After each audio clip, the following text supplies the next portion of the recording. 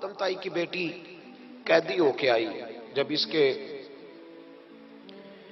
قبیلے پر، اس کے علاقے پر مسلمانوں نے حملہ کیا تو حاتم طائی کا جو بیٹا تھا عدی بن حاتم، وہ اپنی بہن سے کہنے لگا ہمیں پتہ ہے ہم مسلمانوں کا مقابلہ نہیں کر سکتے تو بھاگ جانے میں بہتری ہے، چلو بھاگ چلتے ہیں۔ تو بہن کہنے لگی بھائی تو نے بھاگنا ہے تو بھاگ جا، میں سردار کی بیٹی ہوں، میں قوم کے ساتھ جیوں گی، قوم کے ساتھ مروں گی، تو نے بھاگنا ہے تو بھاگ جا۔ عدی بھاگ گئے ڈر کے۔ یہ خاتون جو تھی ان کو گرفتار کر لیا مسلمان عورتوں نے، تو کہ یہ تلوار لے کے آئی تھی لڑنے کے لیے۔ ابن اسحاق ابن حشام دونوں کتابوں میں روایت موجود ہے۔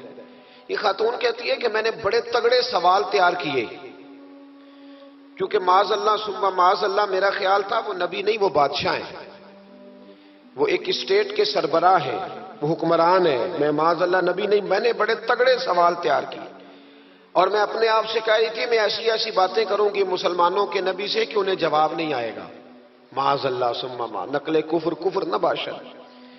کہتی ہے میں حضور کے سامنے لائی گئی گرفتار کر کے، اور جب مجھے حضور کے سامنے کھڑا کیا گیا نا تو میرا سر ننگا تھا۔ توجہ ہے میری بات پر؟ میرا سر ننگا تھا تو میرے ذہن میں بڑے سوال تھے، میری گردن اکڑی ہوئی تھی۔ حضور نے میرا ننگا سر دیکھا تو محبوب ممبر سے اٹھے، اپنے کندھوں سے مدثر والی چادر اتاری اور حضور علیہ السلام نے حاتم طائی کی بیٹی کے سر پہ دے دی۔ بی بی کہتی ہے جب حضور کی چادر آئی تو میری اکڑی ہوئی گردن خود بخود جھک گئی نیچے کی طرف، خود بخود جھک گئی۔ سوال ابھی بھی میرے ذہن میں موجود تھے۔ اتنے میں ایک صحابی حضور کی بارگاہ میں آئے اور عرض کرنے لگے یا رسول اللہ صلی اللہ علیہ وسلم یہ کافر کی بیٹی ہے، مشرک نجس ہوتا ہے، تو میں اپنی چادر نہ دے دوں، آپ اپنی لے لے، کافر کی بیٹی ہے۔ تو محبوب نے اس کی طرف جلال کی نظروں سے دیکھا، فرمایا خاموش ہو جا، بیٹیاں برابر ہوتی ہیں، تیاں سانجیاں ہوندیاں نے، بیٹیاں بولیے جی پکی بات ہے، بزرگ چپ کر جائیں، نوجوان بولے بیٹیاں، اللہ آپ کو خوش رکھے، تیاں سارے دیاں، ہاں ہاں، اگر تو کسی کے گھر گندی نظر ڈالے گا تو تیرا گھر بچ نہیں سکتا، پکی بات۔ یہ نقد و نقد سودا ہے، جس نے اپنا گھر پاک رکھنا ہے وہ دوسروں کے گھروں کا محافظ بنے، پکی بات۔ بیٹیاں خبردار خبردار، کسی کی بچی کی عزت سے کھیلنے کی کوشش نہ کرنا، ورنہ اللہ تبارک و تعالیٰ بڑی سخت سزا دے، بچو۔ وہ کہتی ہے جب حضور نے کہا نا بیٹیاں برابر ہوتی ہیں تو میرے اندر سے ایک آواز نکلی، میں نے کہا او حاتم طائی کی بیٹی تو غلط تھی، یہ بادشاہ نہیں ہے تو اللہ کے سچے رسول ہیں، بادشاہ تو سخت سزائیں دیتے ہیں۔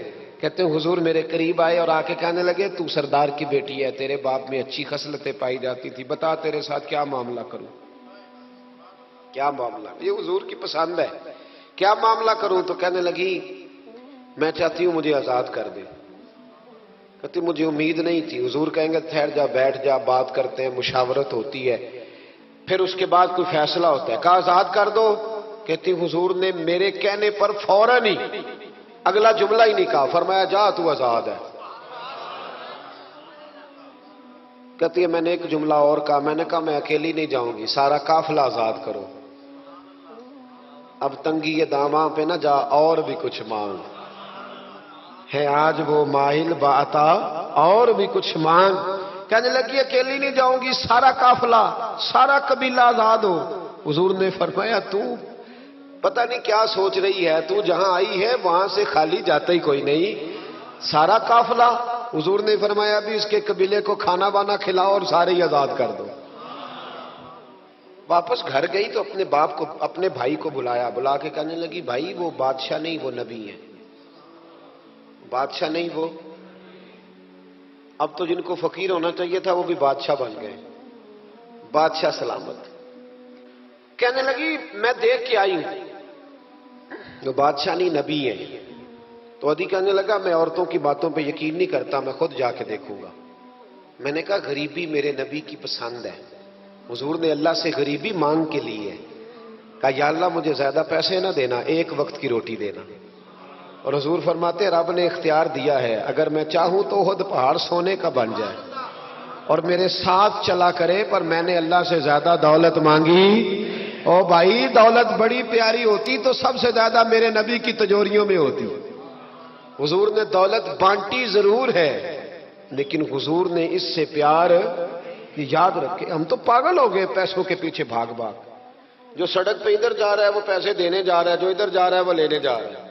پیسے کا ہی چکر ہے، سارا پیسے کا ہی چکر ہے۔ یہ کہتے ہیں میں مدینے آیا تو میں نے نبی پاک علیہ السلام کو غلاموں کے ساتھ کچی زمین پہ بیٹھے دیکھا، اور غلام بھی کون؟ ایک طرف حضرت بلال حبشی بیٹھے اور دوسری جانب حضرت عمار بن یاسر بیٹھے۔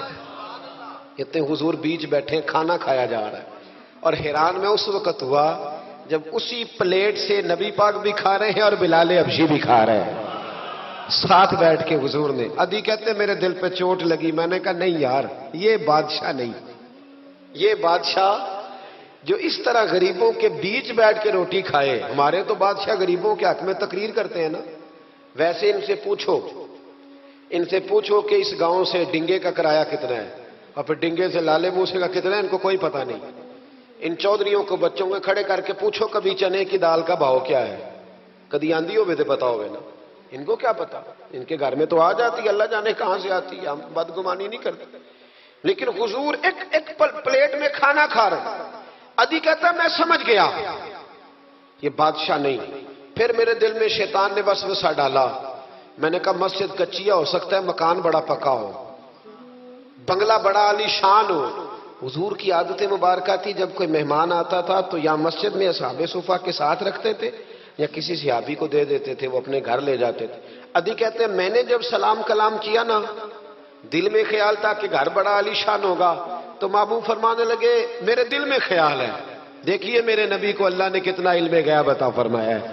کہتے ہیں میرے دل میں خیال ہے۔ مصطفیٰ کریم فرمانے لگے یار تو یہاں نہ بیٹھ، چل میں تجھے گھر لے چلتا ہوں۔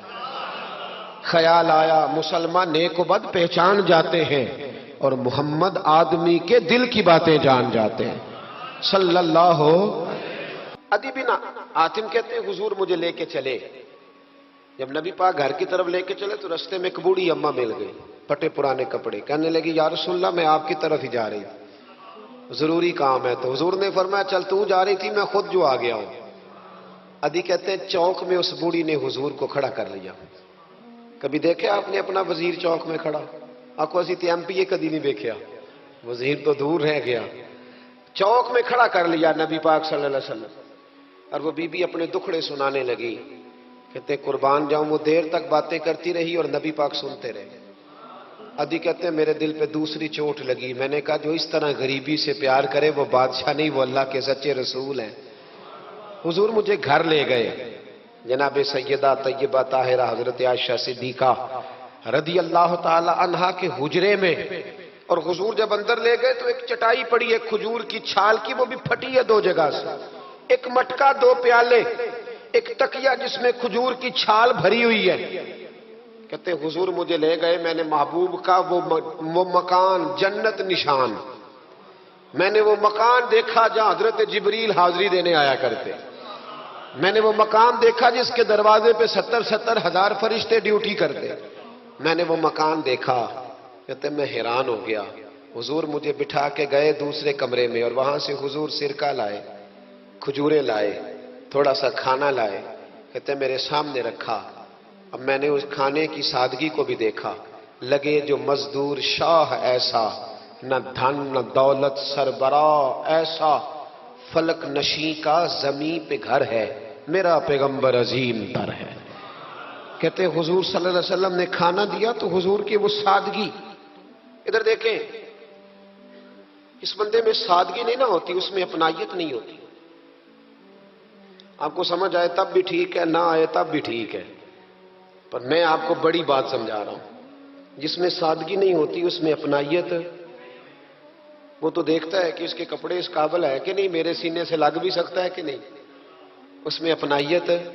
جو لوگ سادے نہیں ہوتے ان کے زیادہ رشتے نہیں ہوتے، ان کا لوگوں سے زیادہ پیار، اس لیے کہ وہ تو انتظار کرتے ہیں، کہتے ہیں میرے نال دی جتی پائے گا تو میرے نال ٹرے گا۔ جو سادے ہوتے نا، سادے جو لوگ غریب پرور ہوتے، ان کے رشتے بڑے پیار، بڑا محبتیں، بڑی زمانہ ان سے بڑا وابستہ ہو جاتا ہے، اس لیے کہ وہ لوگوں کے قریب آ جاتا ہے، وہ نیچے اتر کر لوگوں سے ملتے گلتے، وہ یہ نہیں دیکھتے میرا قد کتنا بڑا ہے، وہ یہ دیکھتے ہیں یار سامنے والے کا پیار مجھ سے کتنا ہے۔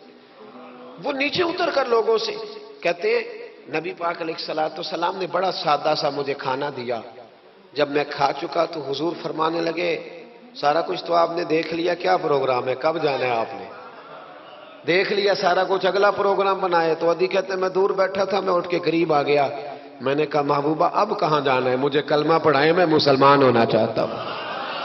یہ غریبی حضور کی پسند ہے، تھوڑے پہ گزارا کرنا سیکھو۔ پتہ ہے دنیا میں سب سے زیادہ سکھی کون بندہ ہے؟ وہ بندہ سکھی ہے جسے اللہ نے جو دیا ہے نا وہ اس پہ راضی ہو گیا ہے۔ کافر اسی پچ ہو گیا، پھر تشبیہ مصلی کی کرنا، اساں ظاہر نو رب منیائے، باطن دا اللہ کی کرنا، اساں ظاہر نو رب منیائے، باطن دا اللہ کی کرنا۔